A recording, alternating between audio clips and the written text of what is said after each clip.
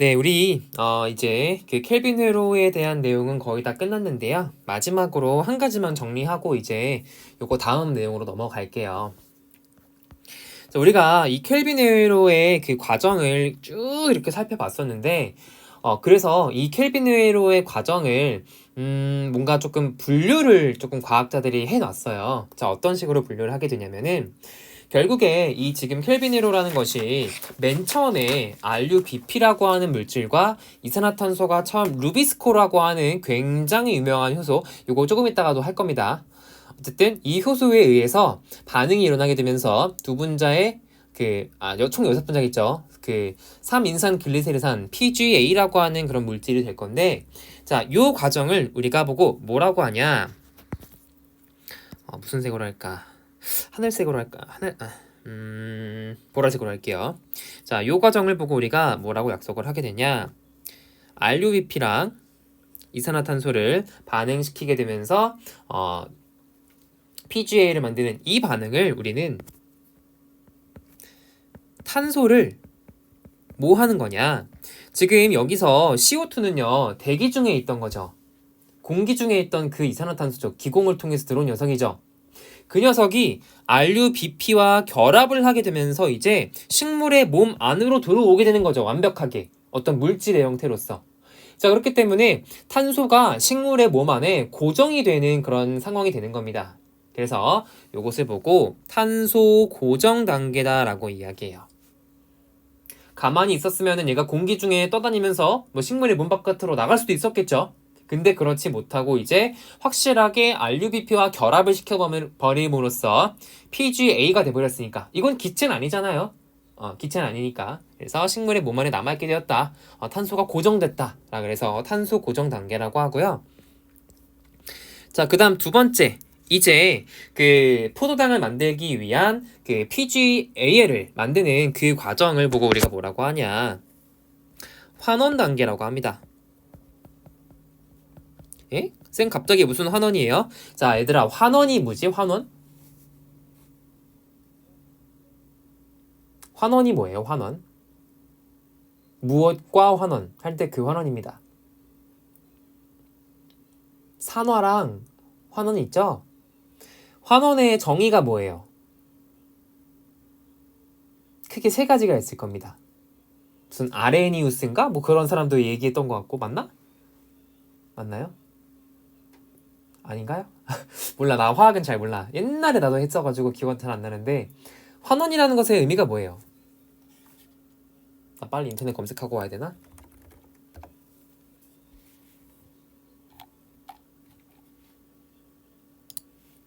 그쵸?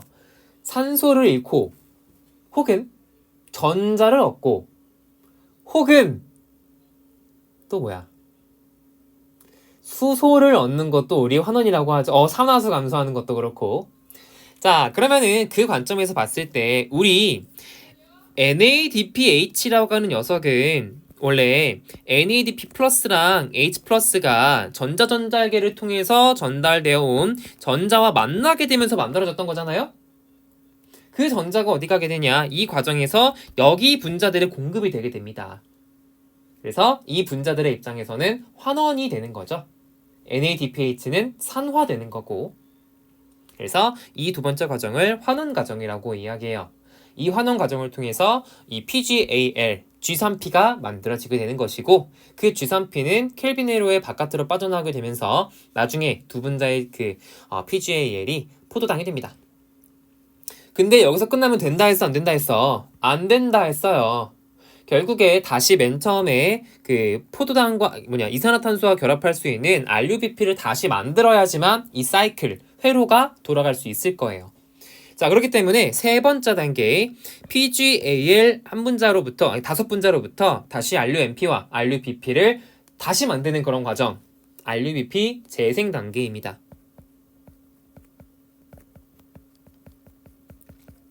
그래서 켈빈 회로를 크게 세 가지로 구분을 해라 라면은 요 세 가지 단계로 구분을 할 수가 있어요. 그래서 이런 식으로 우리가 켈빈 회로의 각 과정을 크게 세 가지의 주제로 묶어서 구분을 하더라 라는 그런 이야기가 되겠습니다. 괜찮으시죠? 오케이, 괜찮으시죠? 괜찮으셔야 됩니다. 너무 강요인가요? 네. 그러면은 여러분들이 오늘 내용을 잘 학습을 했느냐, 잘 기억을 할 것 같으냐에 대한 문제를 조금 통해서 한번 확인을 해볼게요. 자, 퀘스천 넘버 1. 어떤 식물을 키워 여러분들이? 정상 조건이야.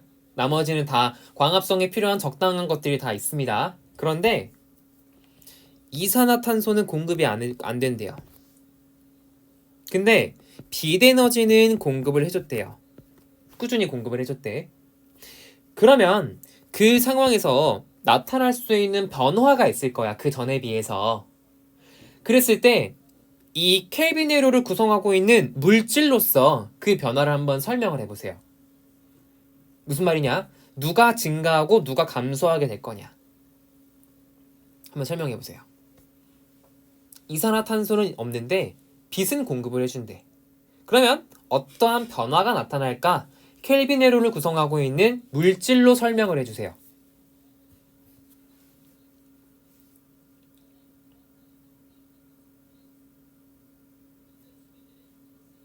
자, 첫 번째로 답을 올려주시는 친구는 우리 다음 달에 그 수행평가 보기로 했죠. 만나서 그때 마이쮸 하나 드리겠습니다.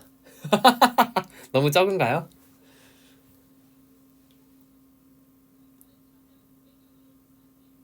나 기억 못할 수 있으니까 기억해줘야 돼, 여러분들이. 나 만나면 마이쮸 주세요 해야 돼. 어떤 변화가 있을까요? 켈빈회로를 구성하고 있는 물질이 누가 많아질 거냐로 말해주세요. 누가 많아지냐로 얘기해주세요. 누가 많아지냐.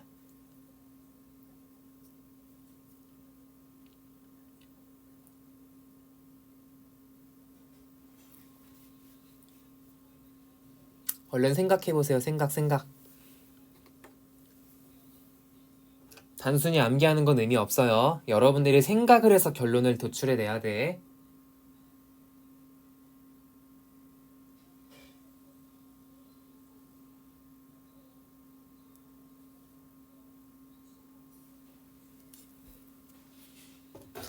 ADP도 증가할 거야. PGAL 증가를 하겠지만 조금 더 확실한 정답을 원해요.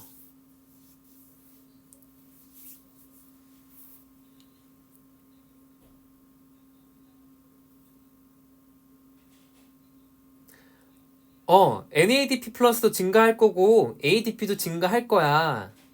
근데 아니다? 아니 이게 무슨 말이냐? 근데 모순이 하나 있어요. 내가 곧 얘기해줄게. 정답 나오면.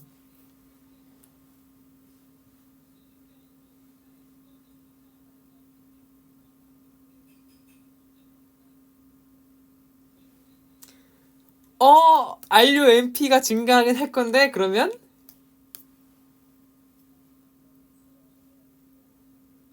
최종적인 종착지를 나 지금 듣고 싶은 겁니다. 최종적인 종착지.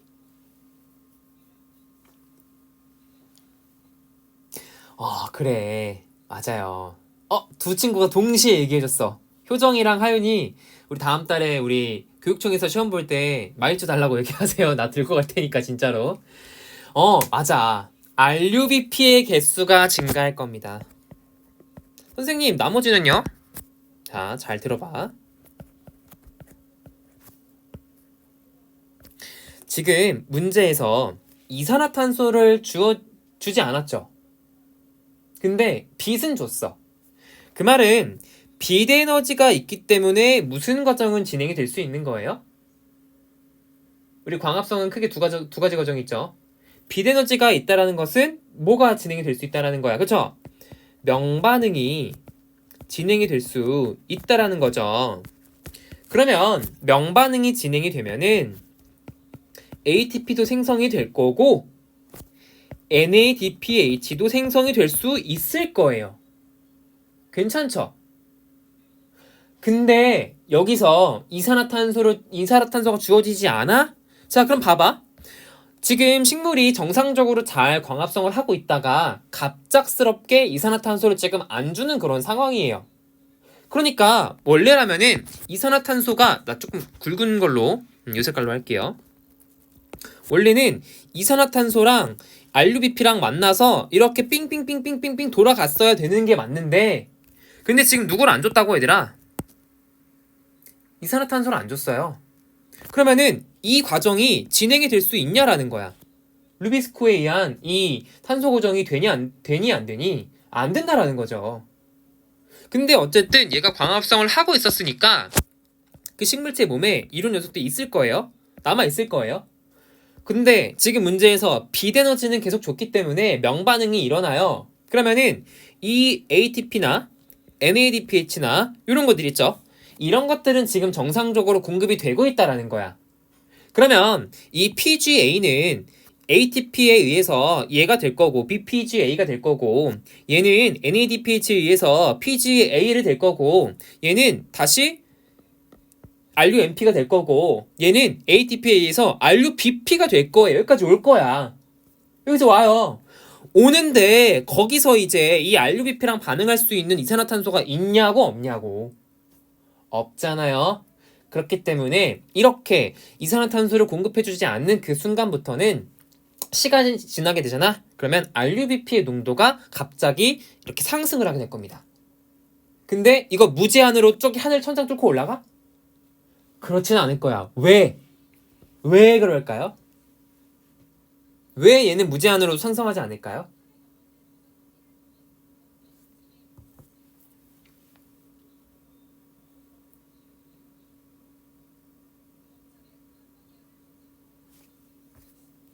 그냥 일시적으로 이렇게 증가할 겁니다. 그쵸? 결국에 RUBP를 구성하는 것도 누구냐?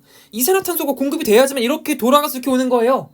이게 이렇게 곧바로 이렇게 가는 게 아니란 말이지. 그래서 결국에 저 RUBP가 생성이 되려면은 새로운 이산화탄소들이 공급이 되어야 되기 때문에 얘는 이렇게 일시적으로만 상승을 하고 그냥 그 상태로 쭉 남아있을 겁니다. 어떤 추가적인 변화가 없는 한요. 그래서 RUBP의 농도가 증가하게 될 겁니다. 그리고 두 번째 문제. 이번에는요. 이산화탄소는 제대로 공급을 해줬어. 근데 비대너지는 공급을 안 해줬대요. 물론 지금 전의 상황은 정상적으로 광합성을 잘 하고 있던 그런 상황인 겁니다. 근데 그러다가 어느 순간 갑자기 이산화탄소는 그냥 쭉 공급을 해주는데 빛을 끊었대. 그러면 이제 나타나는 변화는 어떻게 될까요? 여기에 물질로서 설명을 해주세요.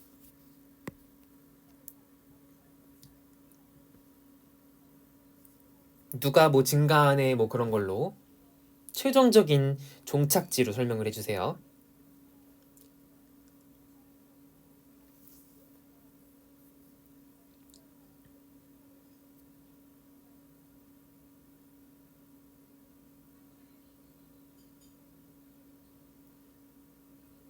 그치 좋아. 오 이거 지금 네 명이 동시에 얘기했습니다. 이거는 오케이. 자 어디냐 유현이, 하윤이, 효정이, 혜영이 꼭 오세요. 나 마이쮸 한 20개 들고 갈 거니까 꼭 얘기해 주시면은 드릴게요. 알겠죠?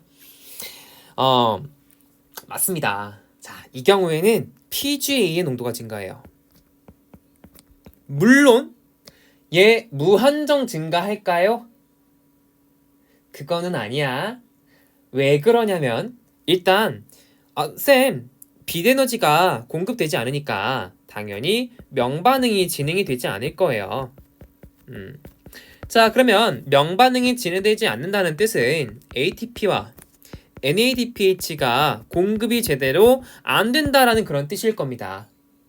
그러면은 켈빈회로에서 얘들아 사실 거의 대부분의 가정에서 이렇게 ATP 굵은 걸로 여기 ATP 필요하고요. 여기 NADPH 필요하고요. 여기 ATP 필요해.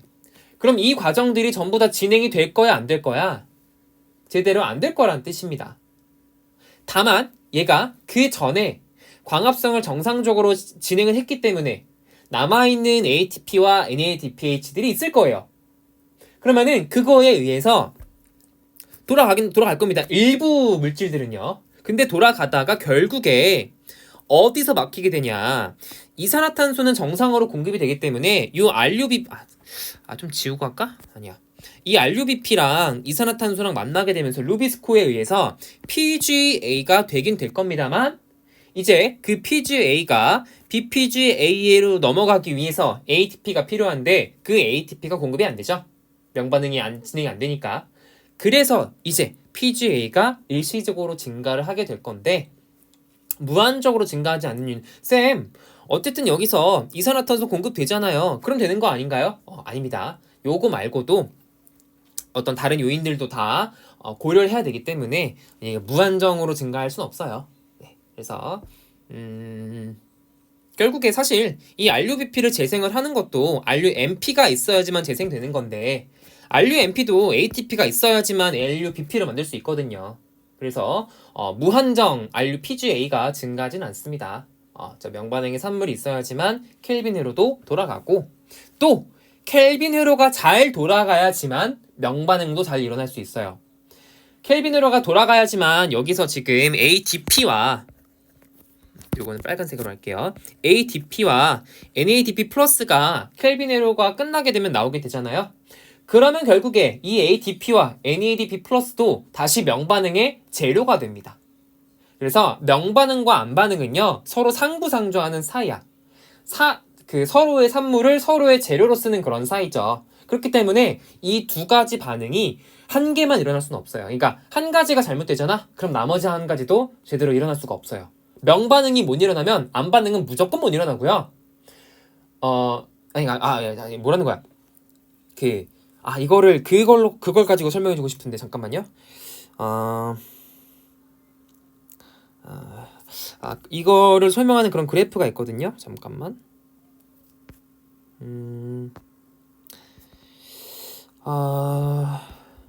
아니다. 그거는 생투 시간에. 그건 생투 시간에 하세요. 이 명반응과 안반응이 어쨌든 서로 상호 의존적이다라는 그 정도만 기억하시고 자세한 거는 우리 생투 시간에 하시면 되겠습니다. 사실 왜 그러냐면 지금 30분밖에 안 남았는데 광호흡을 다 못할 것 같아서 마음이 사실 조금 더 급해지고 있습니다. 어쨌든 근데 정리는 또 해야 되니까 이렇게 한번 정리하고 이제 그 다음 내용으로 들어가도록 하겠습니다. 자, 그래서 이제 그 다음 내용 들어갈게요. 이 켈빈 회로에서 ATP와 이 NADPH를 이용해서 이제 탄소, 이산화탄소가 이 식물의 몸 안에 포도당의 형태로 고정이 될 거고요. 그리고 그냥 말만 하고 넘어갈게요. 결국에 이 ATP와 NADPH에 의해서 켈빈 회로가 돌아가잖아요. 그랬을 때 ATP 같은 경우에는 회로가 돌아갈 수 있도록 에너지를 공급해주는 그런 역할을 하고요.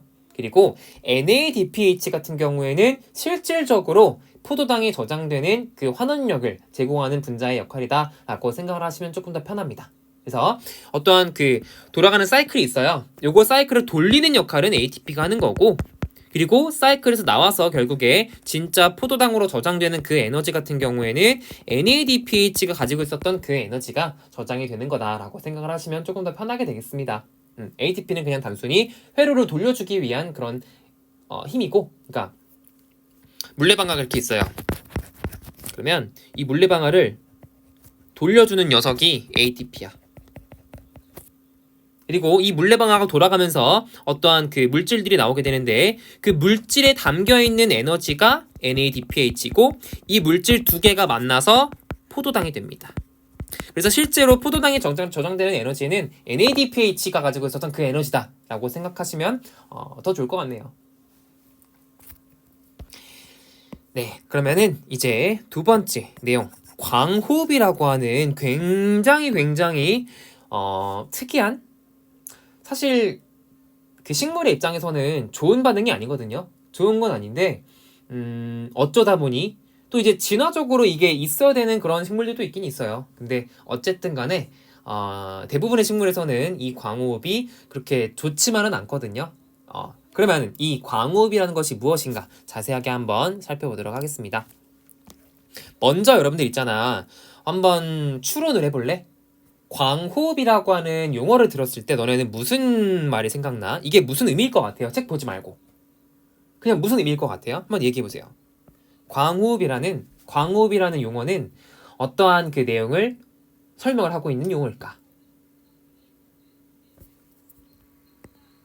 직독직해 해보시면은 광과 호흡이겠죠? 광호랑 흡은 아닐 거 아니야? 어. 광호, 흡? 이건 너무 말도 안 되잖아요.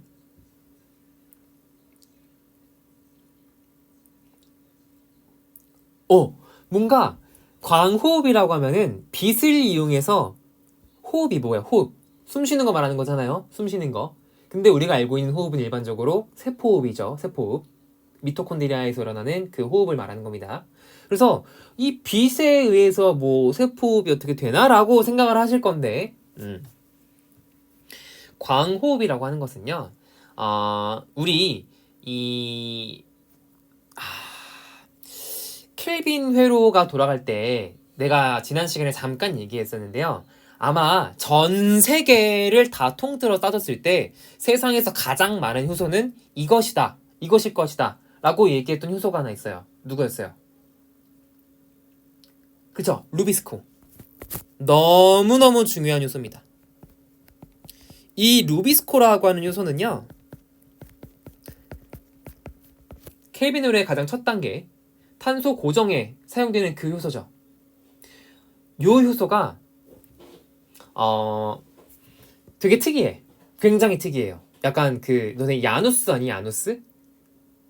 그 그리스인가 로마인가 무슨 그 있잖아. 막 그 한쪽은 무슨 뭐 어떤 무슨 잠깐만 나도 이거 얼굴이 생각이 안 나. 야누스 잠깐 검색 좀. 막 얼굴이 살짝 다른 그 위아래가 잠깐만. 자, 하나의 몸에 앞뒤로 두 개의 얼굴을 가졌으며 한쪽 얼굴은 미래를, 뒤쪽 얼굴은 과거를 바라보며 문과 문 간의 안팎을 지킨다는 그런 신이래요. 근데 오늘날에는 이중적인 모습을 가진 사람이나 현상을 묘사할 때 표현한다고 하네요. 이 루비스코는요, 얘가 있어야지만 안 반응이 일어날 수 있어요. 그래서 포도당을 만들 수 있어요. 근데 얘 같은 경우에는 우리 누구랑 누구를 붙였던 그런 효소였어. 루비스코. 누구랑 누구를 반응시켰어요. 탄소 고정할 때.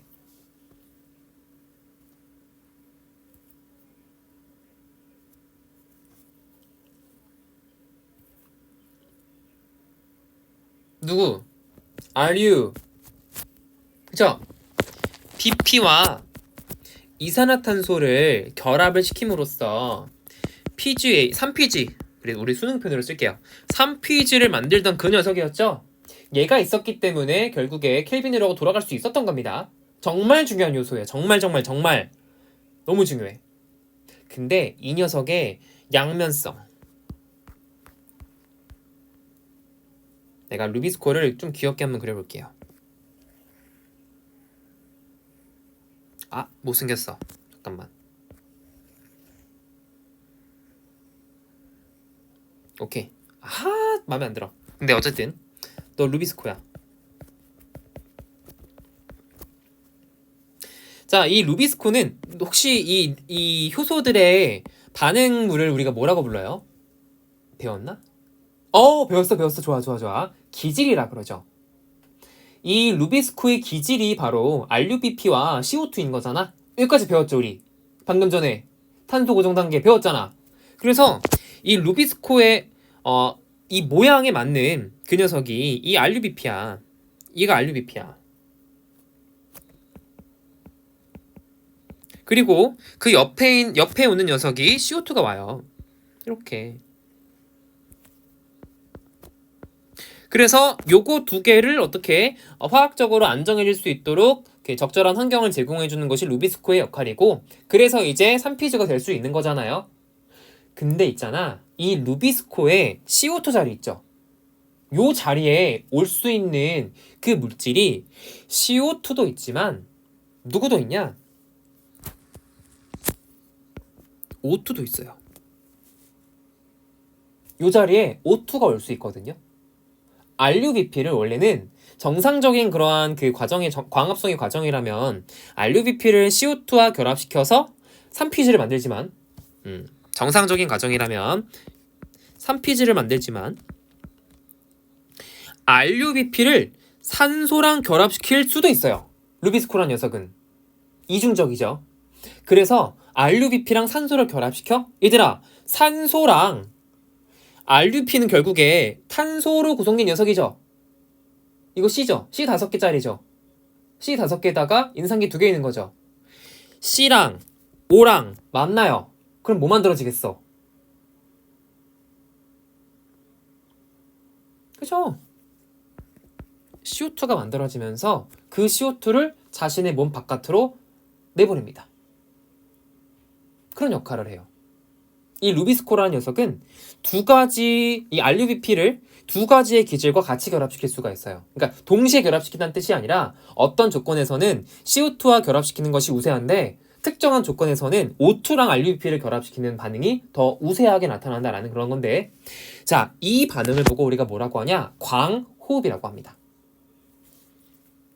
여기 있죠? 여기 그 O2가 결합되는 이 반응 있죠? 여기를 보고 우리가 광호흡이라고 이야기하는 거예요. 왜 그러냐? 이 루비스코는 광합성 과정에 관여하는 그 굉장히 중요한 효소잖아. 원래라면은 식물 몸의 입장에서, 얘들아 이게 식물의 잎이야. 식물 잎이에요. 원래라면은 이산화탄소가 잠깐만. 이산화탄소가 들어가서 너무 굵다. 이산화탄소가 들어가서 누가 나왔어요?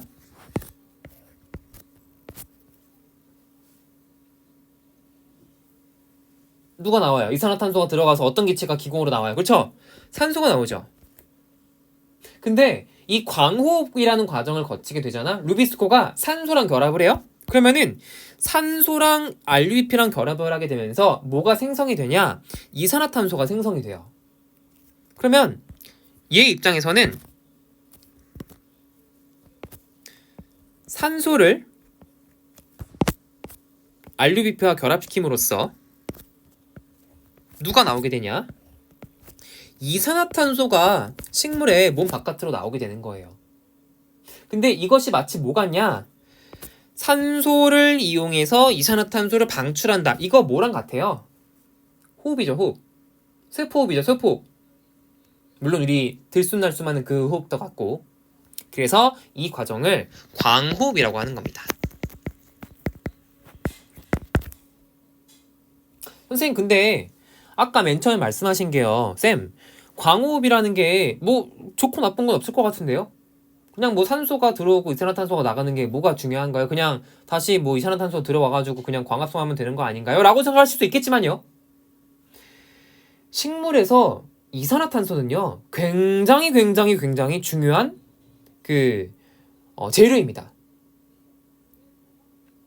식물이 이산화탄소를 얻을 수 있는 방법은 기공을 통해서 얻을 수 있는 방법밖에 없어요.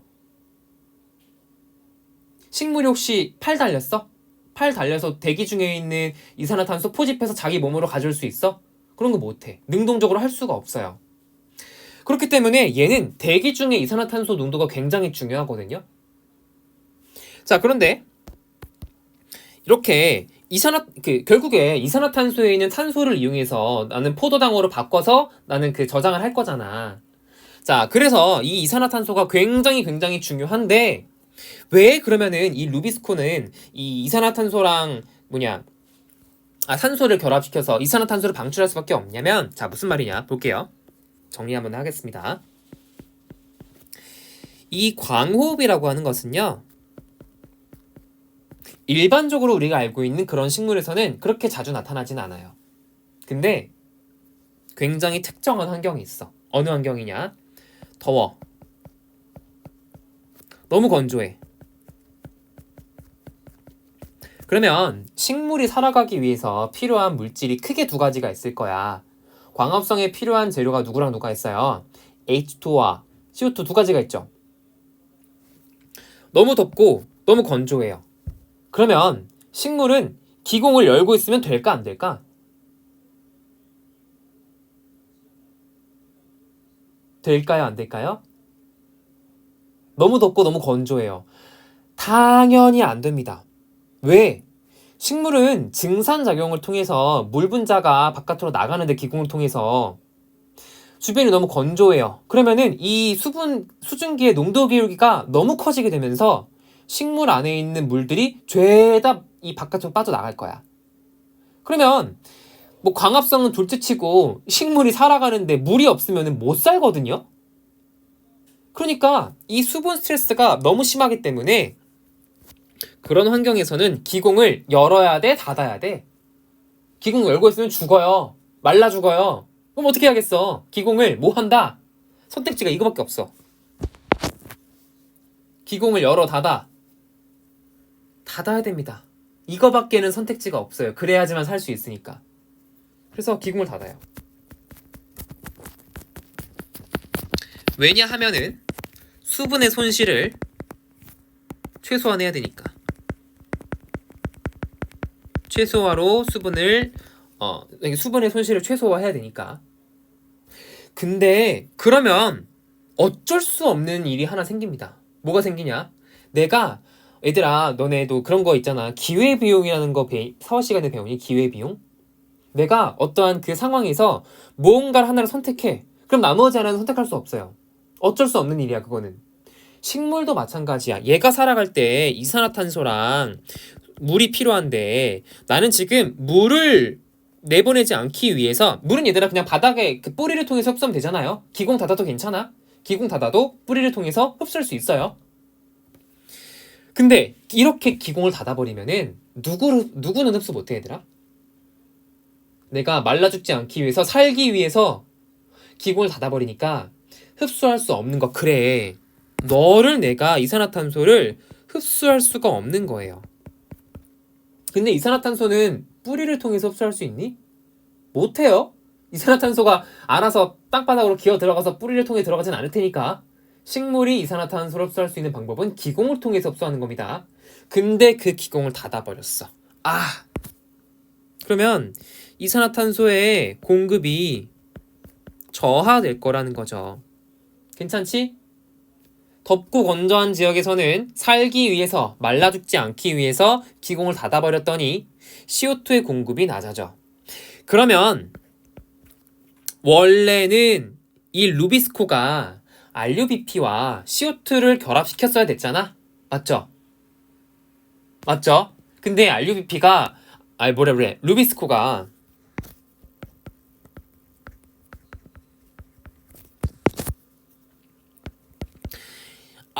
RUBP랑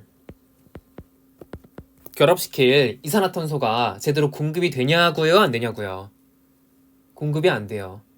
기공이 닫혀 있으니까. 근데 교묘하게 우연찮게도 이 루비스코는 이산화탄소 말고도 누구랑도 같이 결합할 수 있다고 RUBP랑? 산소랑도 결합할 수 있어요. 그래서 이산화탄소가 줄었어? 근데 우연찮게도 이 루비스코는 RUBP와 O2랑도 친화력이 있어요.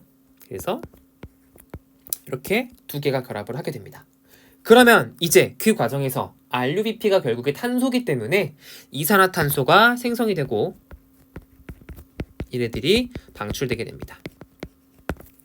이 과정을 우리가 광호흡이라고 해요. 어쩔 수 없이 일어나는 거야. 모든 환경에서 일어나는 것이 아니라 덥고 건조한 환경 같은 경우에는 이 수분 스트레스가 굉장히 크기 때문에 기공을 닫아버려. 그러면은 평상시에 이산화탄소가 그 넉넉한 그런 환경에서는 이 O2가 잘 결합하지 않아요. 루비스코에. 근데 이렇게 CO2의 공급이 너무너무너무 없는 그런 상황에서는 어쩔 수 없이 루비스코가 결합하고 싶지 않은데 식물의 입장에서는 굳이 흡수한 그 C를 바깥으로 버리는 거니까. 근데 어쩔 수 없이 이 산소가 RUBP랑 결합을 하게 되면서 CO2가 방출되게 되죠. 자, 그럼 여기서 너네 궁금증 하나 있을 것 같아.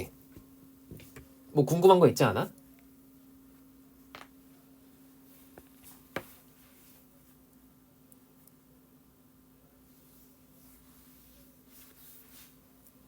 뭐 궁금한 거 없어요? 없나? 쌤 기공 닫았는데요. 이산화탄소도 안 들어올 거잖아요. 그럼 누구도 안 들어와요? 산소도 안 들어오죠. 그럼 RUBP 그 루비스코가 왜 산소랑 쟤랑 결합시키는데요? 그런 생각이 들 수 있지 않을까? 근데 왜 가능할까요? 산소.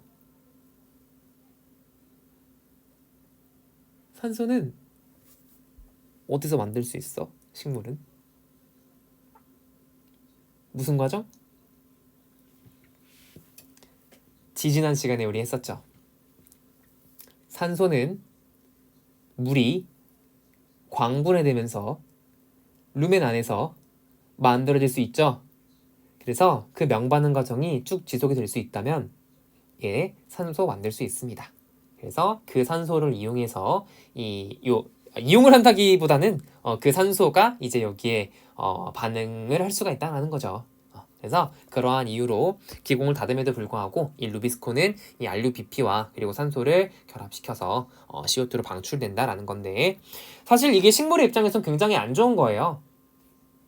식물의 입장에서는 이산화탄소 하나라도 더 받아들여 와서 그거를 포도당으로 바꿔서 에너지원으로 저장을 해야 되는데, 그 소중한 이산화탄소를 바깥으로 갖다 버리는 거잖아. 심지어 내가 내 몸 안에 저장해 놨었던 RUBP라고 하는 녀석을 이산화탄소로 바꿔서 갖다 버리는 셈이에요. 열심히 일해놨더니 그게 다 날아가는 셈이 되는 거죠. 그래서 식물의 입장에서는 좋지 않아요. 좋지 않지만 어쩔 수 없이 일어나는 것이 이 루비스코라고 하는 효소에 굉장히 특이한 성질이 있기 때문에 어쩔 수 없이 일어나게 된다라는 그런 이야기입니다. 그래서 그 내용이 어디 있냐? 여기 있어요. 이 루비스코어라고 하는 녀석은 RUBP의 카복실화 반응. 자, RUBP의 카르복실화 반응이 뭐냐? RUBP랑 이산화탄소랑 붙는 그 반응 얘기하는 겁니다. 탄소 고정 얘기하는 거죠. 그 과정을 촉매할 뿐만 아니라 RUBP랑 산소가 결합하는 반응도 촉매하게 됩니다. 그래서 루비스코는 이 두 가지 양면성을 다 가지고 있다라는 그런 이야기예요. 네. 그래서 그 최종적인 과정에서 뭐가 나오냐? 이산화탄소가 방출이 됩니다. 그래서 우리 호흡할 때 이산화탄소 내뱉잖아요. 그래서 그 모습처럼 보이니까 전체 과정을 광호흡이다라고 합니다. 그냥 호흡은 아니고 어쨌든 루비스코라고 하는 이 광합성 과정에 관여하는 효소에 의해서 나타나는 겉보기 호흡이기 때문에 광호흡이다라고 이야기하시면 되는 거죠. 자, 그래서 이 광호흡이라고 하는 것은요, 탄소화합물, 뭐 어떠한 그 PGA나 PGAL이나 포도당이나 그런 것들을 만드는 것이 아니라 오히려 식물 안에 몸에 저장되어 있던 RUBP나 뭐 그런 유기물들이 있잖아요. 몸 안에 있어야 되는데 그 유기물들을 분해해서 몸 바깥으로 빼내는 식물의 입장에서는 굉장히 좋지 않은 그런 과정이다라는 거죠. 하지만 또 이게 이 과정이 굉장히 입체적이라서요. 이 에너지적인 측면에서는 부정적일 수 있겠지만 또 다른 생존의 측면에서는 긍정적이기도 합니다. 그 부분은 이제 여러분들이 각자 찾아보시면 좋을 것 같고, 내가 여기서 더 살펴주지 못할 것 같아요. 나중에 궁금해지시면 이 광호흡이라는 것이 식물의 생존에 미치는 영향을 조금 더 살펴보시면은 광호흡이 쌤이 되게 나쁘게 얘기했는데 또 엄청 나쁜 것만은 아니구나, 좋은 점도 있구나 라는 것을 알게 되실 수 있을 거예요. 그건 한번 찾아보시면 좋을 것 같습니다. 자, 그래서 그 과정은 이렇게 돼요. 보시면은 조금 이제 복잡하죠. 이거를 우리가 알 필요는 없습니다. 이거는 이제 그 생투에도 안 나오고요. 좀 대학교 나중에 생물학 시간에나 나오는 거지 생투에 안 나오니까 그냥 그런 게 있구나. 뭐 그 정도로만 기억을 하세요. 그래서 어디가 맨 처음이냐? 이 RUBP 있죠. RUBP가 루비스코에 의해서 O2랑 결합을 하게 되면은 포스포글리콜산이라고 하는 녀석이 되는데, 그 녀석이 일련의 과정을 통해서 여기 이산화탄소가 방출되는 것이 보일 겁니다.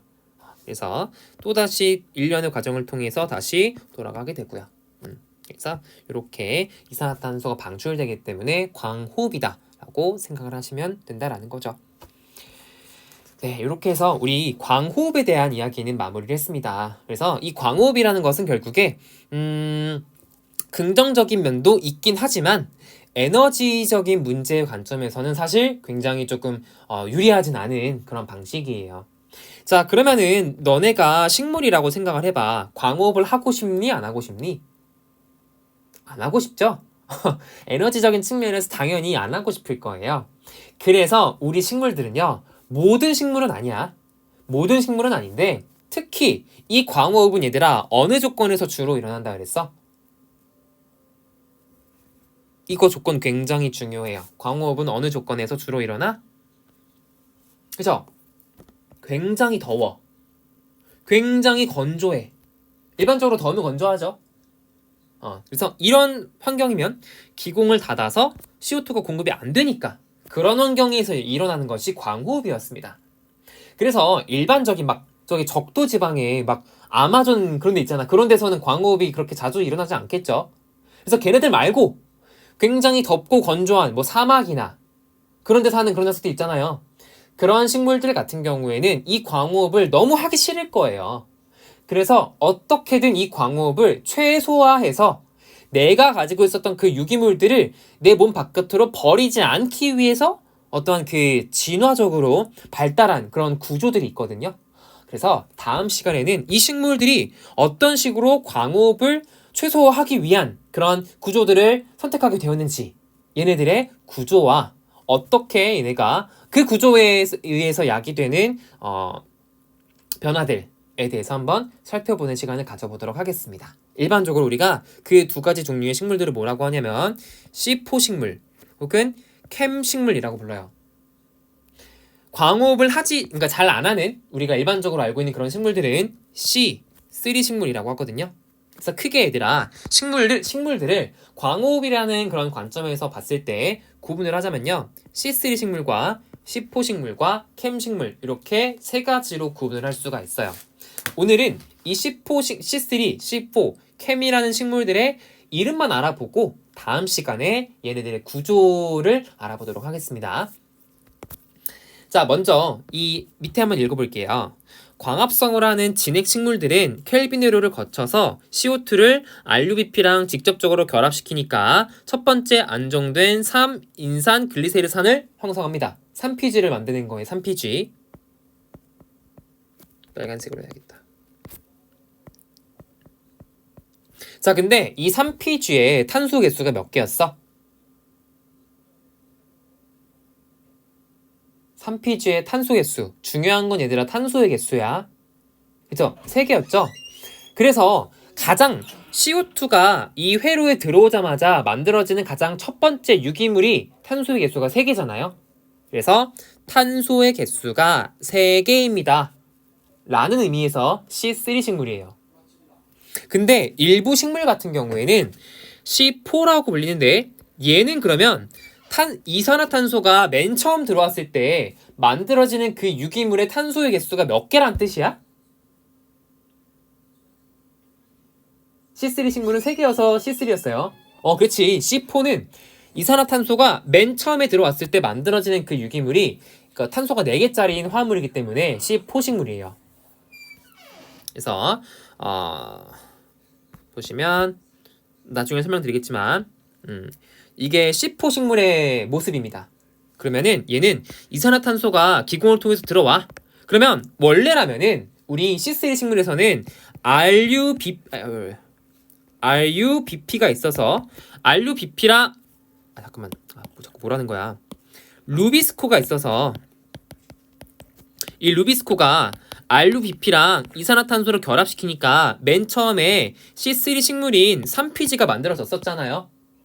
근데 C4 식물은 그게 아니야. C4 식물은 이산화탄소가 맨 처음 들어왔을 때 고정되는 그 탄소 고정의 형태가 여기 옥살 아세트산이라고 하는 물질이에요. 얘는 탄소가 4개로 구성되어 있는 물질입니다.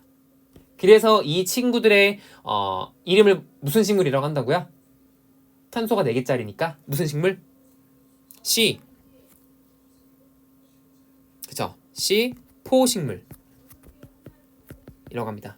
참고로 여기 아래 첨자로 보통 써요. C4 할 때는 아래 첨자로. 그래서 C4 식물이라고 하는데 그 정도만 기억하시면 되고. 쌤, 근데요 C3 말고 C4 말고 캠이라고 하는 식물도 있었잖아요. 얘는 그러면 뭐 처음 들어갔을 때 만들어지는 물질이 캠이라는 물질인가요? C가 AM계라는 물질인가요? 뭐 그렇게 생각할 수 있잖아요. 근데 요거는 어디서 왔냐면 캠은요 어디서 왔냐? 영어에서 왔어요. 잠깐 나도 이거 영어 단어가 기억이 안 나는데 보고 쓸게요. 크레 슐라 시안 애시드 메타볼리즘 이라는 단어에서 왔어요. 무슨 말이냐? C, A, M 이게 무슨 뜻이냐? 이 크레슐시안이라는 뜻은요. 여기 맨 뒤에 A, C, E, A, E 뭐 요 말 있잖아요. 이거는 보통 너네 혹시 학명 배웠어? 학명? 그 뭐 종속 과목 강문계 하면서 막 우리는 호모사피엔스 막 그런 거 있잖아. 보통 어떤 과를 의미하는 거는 과. 자, 근데 이 크레슐리 뭐 레시아 뭐 요 과는요. 돌나물과를 뜻해요. 돌나물과. 너네 혹시 돌나물 알아? 돌나물? 먹는 건데 맛있어요. 돌나물. 돌나물이라고 불리는 그런 식물들이 있습니다. 근데 그거에 속하는 과의 보통 식물들이 이 돌나물 과거든요. 근데 보통 이 돌나물과의 식물들은 특정한 그 대사를 해요. 특정한 대사. 그래서 이 돌나물과에 속하는 식물들이 하는 그 대사의 방법에서 이름을 따와서 CAM이라고 합니다. 캠 식물이라고 하죠. 그래서 뭐 이제 대표적으로 누가 있냐? 그 선인장 그런 친구들이 캠 식물인데 돌나물 너네 보시면 딱 선인장이랑 조금 느낌이 비슷해. 뭔가 안에가 되게 이렇게 물 수분기로 이렇게 축축 뭔가 빵빵하고 그런 느낌의 그런 식물들이거든요. 수업 끝나고 돌나물 인터넷으로 쳐보세요. 뭔가 선인장이랑 비슷한 느낌이 있을 겁니다. 아니면 그 수업 끝나고 엄마 돌나물이 뭐야? 내일 돌나물 반찬 해주세요. 한 다음에 먹어보세요. 그러면 뭔가 그런 느낌이 있습니다. 그 뭔가 수분감으로 가득한 그 느낌이 있는 그 식물들이 있어요. 근데 그 식물들류에서 주로 발견되는 대사 방식이어서 크레슐산 그 대사를 주로 한다라고 하는 그 의미에서 CAM이라고 하거든요. 그래서 뭐 그 정도로 우리가 크게 세 가지 식물들이 있고 그 중에서 C4 식물과 캠 식물 같은 경우에는 광호흡을 최소한으로 하기 위한 어떤 특정한 대사가 발달되어 있는 그런 식물이다 정도로만 오늘은 기억을 해주시면 되겠습니다. 네.